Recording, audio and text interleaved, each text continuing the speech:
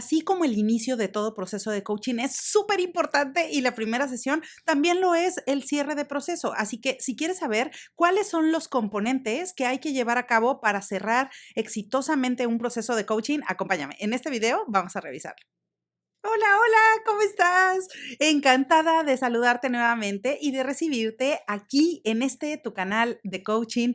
Si es la primera vez que te encontraste con alguno de estos videos en el internet, bueno, excelente, quédate conmigo, suscríbete, únete a nuestro grupo. Aquí vas a encontrar contenido relacionado principalmente con el coaching profesional, pero también con el desarrollo y la motivación.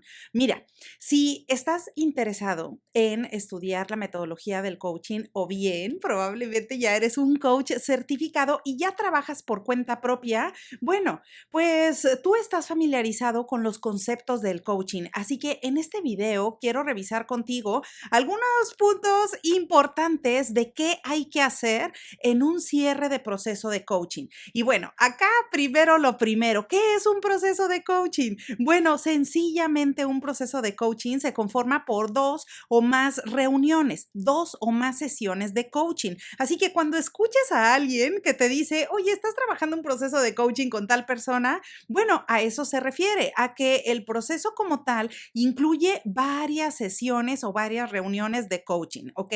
Así que acá, por supuesto que el inicio de todo proceso de coaching y la primera sesión es súper importante porque es cuando damos la bienvenida al cliente, pero también lo es el cierre de proceso.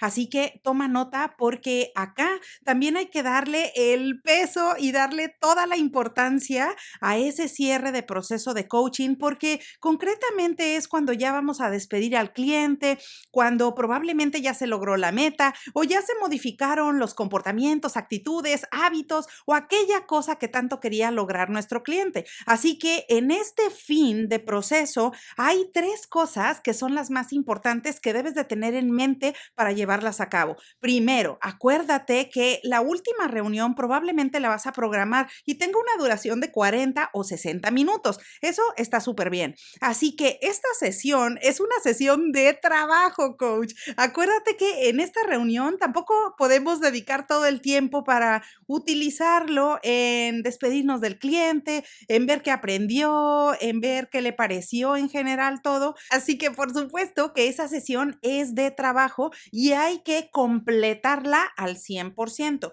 Sin embargo, de ese tiempo que tenemos destinado para la última reunión, hay que tomar al menos 15 minutos que los vamos a destinar al final para poder hacer y concluir este cierre de proceso. Ahora, ¿cuáles son esas tres cosas que hay que incluir en el cierre del proceso? Bueno, pues en estos 15 minutos, lo primero que hay que hacer es definir cuáles son las tareas y siguientes pasos.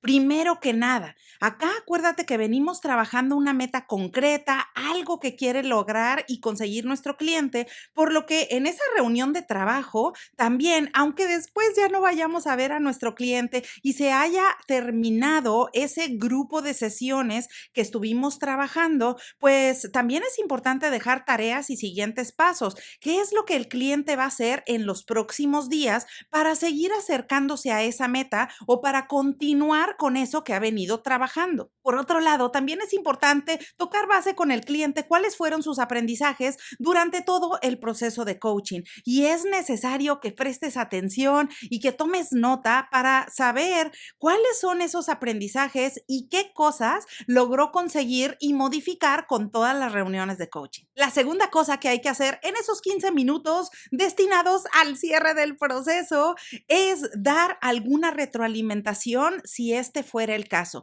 Cuando te digo retroalimentación, en ocasiones pensamos o le podamos dar una interpretación negativa como áreas de oportunidad. Y acá la retroalimentación es en general puntos a favor y puntos a mejorar. Es importante que puedas mencionar cuáles son las fortalezas que tú viste en el cliente en todo ese tiempo que trabajaron juntos, pero también si hay algo que te llama la atención o ves algún área de oportunidad o alguna cosa que el cliente pueda modificar en el futuro para su propio bien, bueno, es importante brindar una retroalimentación efectiva en este momento de cierre de proceso. Y la tercera cosa que no se te puede escapar, coach, dentro de este cierre de proceso de coaching es la evaluación del proceso como tal y y la evaluación del coach. Ahora, vamos definiendo cada una. ¿A qué se refiere? Bueno, primero hay que evaluar el proceso y acá tú puedes utilizar preguntas en general una vez que ya hemos terminado todo lo que se refiere a la parte del trabajo como tal,